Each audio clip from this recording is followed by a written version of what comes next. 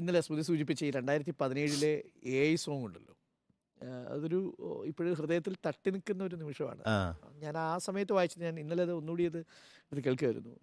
ആ ഒരു മൊമെന്റ് വളരെ ഒരു ഒരു ശരിക്കും പറഞ്ഞാൽ അതെ, എന്താ അതേക്കുറിച്ച് പറഞ്ഞത് അവളുടെ പാട്ട് ഞാൻ പാടി അവളുടെ ശബ്ദത്തിൽ. ആ. അത് അങ്ങനെയൊക്കെ പറയുമ്പോൾ എനിക്കത് ചോദിക്കണോന്ന് ഞാൻ കുറച്ചു നേരം ഇപ്പൊ 7 ആലോചിച്ചു. വർഷമായി ചോദിക്കാൻ അല്ലേ? പാടുമോ എന്നുള്ളത്. അല്ല 7 വർഷമായി.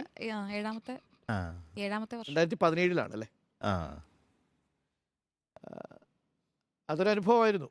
അത് ഞങ്ങൾക്കും ഒരു വേറെ അനുഭവം അനുഭവമായിരുന്നു. പറഞ്ഞാൽ കാരണം ഒരു നമ്മളെ ജീവിതത്തെ ഫീൽ പഠിപ്പിക്കുന്ന ചെയ്യുന്ന ഒരു അനുഭവമായതുകൊണ്ടേ. നമ്മൾ കുറച്ച് നാൾ അതിൻ്റെ ഒരു അങ്കലാപ്പ് ഉണ്ടാവും. പിന്നെ നമ്മൾ പഠിച്ച് വേറൊരു തരത്തിൽ നമ്മളെ സെറ്റ് ചെയ്യുന്നൊരു പരിപാടി ഉണ്ടല്ലോ. നമുക്ക് ഈ ജസ്റ്റ് അപ്പുറത്ത് വാതിൽക്കലപ്പുറത്ത് പോയവർ തിരിച്ചു വിളിക്കാവുന്ന ഒരു പരിപാടി ഞാൻ കണ്ടെത്തി. അപ്പോൾ അങ്ങനെ ഇത്തരം സങ്കേതങ്ങളൊക്കെ നമ്മളെ ഒരുപാട് അങ്ങനെ സഹായിക്കും. കഴിയുമോ? അങ്ങനെ ഫീൽ ചെയ്യാൻ പറ്റുമോ അത്? നമ്മളുടെ ഓരോരുത്തരുടെ പെർസ്പെക്റ്റീവാണ്.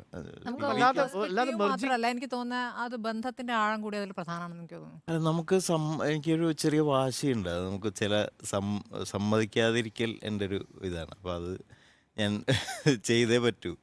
വേറൊരാൾക്കും ചെയ്യാൻ തോന്നാത്തതും ചിലപ്പോൾ ചിലർക്കത് വിയേർഡായിട്ട് തോന്നുന്നതും നമ്മളെല്ലാവരും ചെയ്യില്ല ചിലർ. ശാന്തി ഏതെങ്കിലും മാത്രമാണോ ഡയറക്ഷൻ ചെയ്തിട്ടുള്ളത്, കൊറിയോഗ്രാഫി ചെയ്ത്? അത് അത്രേ ഉള്ളൂ. അത് ഒരു ഫ്രണ്ട്ലി ആയിട്ട് രഞ്ജിത്തുമായിട്ടുള്ളൊരു സൗഹൃദവും അങ്ങനെ ചെയ്തത്. ആ ഞാൻ പാട്ട് ഒന്ന് പ്രൊഫഷൻ നമുക്ക് എനിക്കല്ലേ ഇനി പ്രണയത്തെ കുറിച്ചിട്ട്, ഈ പ്രണയം ഇങ്ങനെ തുടരാന്നുള്ളേ അത് അല്ല, ഭയങ്കര അത് എത്ര വർഷം? ഒരു 2002 ചർച്ച 15 ചെയ്യാവുന്ന വർഷം അല്ലേ നിങ്ങൾ? ആ 2002 ജൂണിൽ വിവാഹിതരായി. ആ 2017 ആ 15 years. ശാന്തിക്ക് ഇഷ്ടമുള്ള ഒരു പാട്ട് പാടാം. ഞങ്ങൾ പാടിയിരുന്ന പാട്ട് നിലാവിൻ്റെ നീലഭസ്മക്കുറിയണിഞ്ഞവളേ, കാതിലോലക്കമ്മലിട്ടു കുണുങ്ങി നിൽപ്പവളേ, ഏതപൂർവ തപസ്സിനാൽ ഞാൻ സ്വന്തമാക്കി നിൻ രാഗലോല പരാഗ സുന്ദര ചന്ദ്രമുഖബിംബം. ഇതൊക്കെ പാടാറുണ്ട്. ശരദിന്ദു ഇതൊക്കെ പാടുന്ന.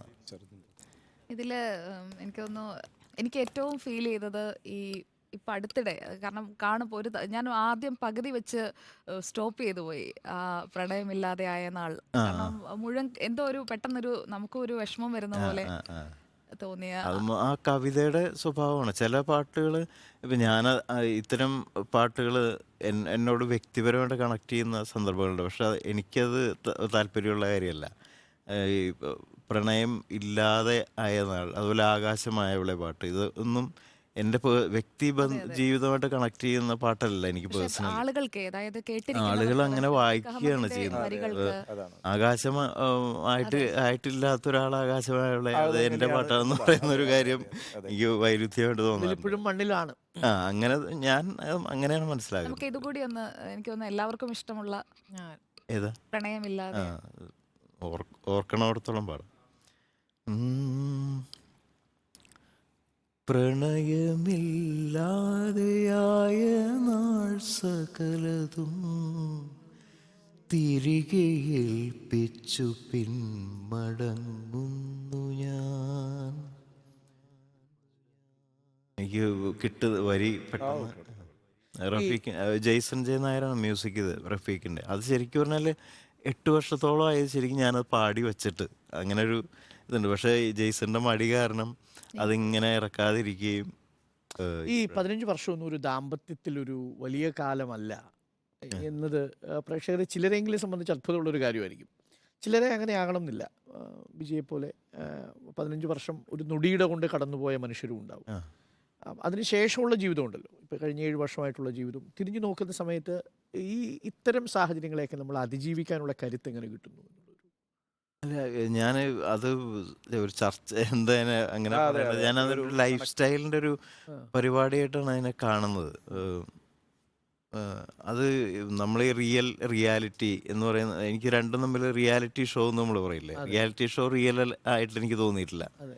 എന്നാൽ റിയാലിറ്റി ഇത് നമ്മൾ ഒരു ചെറിയ വ്യത്യാസമുണ്ട്. വെർച്വൽ റിയാലിറ്റി നമ്മളിപ്പോൾ അല്ലേ, അതൊക്കെ ഈ വെർച്വലി നമ്മളിപ്പോൾ പലപ്പോൾ AI എന്ന് പറഞ്ഞല്ലോ. അപ്പോൾ അത്തരം ക്രിയേഷനുകൾ പണ്ടും ഉണ്ടായിരുന്നല്ലോ. നമ്മൾ ഇപ്പോൾ ടാഗോർ പറഞ്ഞിട്ടുണ്ടല്ലോ, നമ്മൾ ഇപ്പോൾ താങ്കളെ ഞാൻ താങ്കളായിട്ട് മനസ്സിലാക്കുമ്പോൾ മാത്രമാണല്ലോ എനിക്ക് താങ്കൾ എക്സിസ്റ്റ് ചെയ്യുന്നത്. അല്ലെങ്കിൽ ഞാൻ എനിക്ക് താങ്കളില്ലല്ലോ. അതൊരു ആശയവാദത്തിന്റെ ഒരു ആശയവാദത്തിൻ്റെ ഐൻസ്റ്റീനുമായിട്ടുള്ള അദ്ദേഹത്തിൻ്റെ ഡിബേറ്റ് ഉണ്ടല്ലോ, അത് പോലെ തന്നെയാണ് ഞാൻ അതിനെ കാണുന്നത്. ഞാൻ ഒരാളെ അയാളാണ് മനസ്സിലാക്കുന്നിടത്തോളം അയാളെ എനിക്ക് അതാണ് ഞാൻ മനസ്സിലാക്കുന്ന താങ്കളാണ് എനിക്ക് താങ്കൾ. എനിക്കിതാ അത്രേ ഉള്ളൂ. അത് വേറെ ഒരു ഡിബേറ്റോ ഒരു ഇതോ അതിനപ്പുറത്ത് ഇല്ലെന്നുള്ളതാണ് ഞാൻ മനസ്സിലാക്കുന്നത്. അതിനകത്ത് വേറെ തർക്ക വിഷയമില്ല എന്നെനിക്ക് തോന്നുന്നു. ഈ പാട്ടല്ലാതെ വായന, യാത്ര അങ്ങനെയുണ്ടോ ഇപ്പോൾ? ചെറുതായിട്ട് ഉണ്ട്. യാത്ര കുറവാണ്, വളരെ കുറവാണ്. വായനയുണ്ട്. വായന സമയം കിട്ടുമ്പോഴൊക്കെ വായിക്കും.